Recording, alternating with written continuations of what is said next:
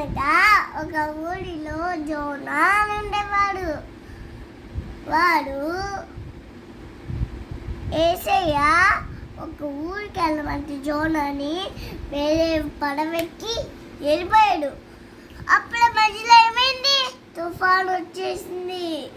వర్షము, తుఫాను, రైను వచ్చేసి అందరూ బ్యాగులు కింద పడేసి అయినా ఓట వాడట్లేదు, ప్రే చేస్తున్నారు అందరూ. అప్పుడు ఏం చేశాడు?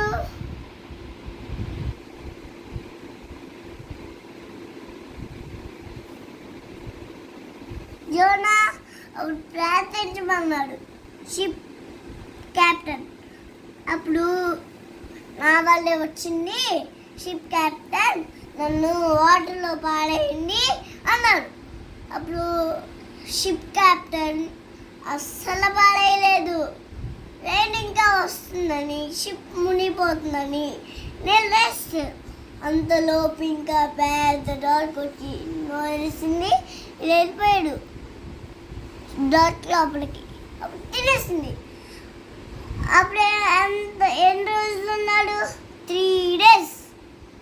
అప్పుడు దేవుడు ప్రార్థించాడు. అది నినివేకి వెళ్ళి బయటికి లాగేసి ఒక్కేసుకుంది. అప్పుడు వెళ్ళిపోయింది. మళ్ళీ వెళ్ళిపోయింది.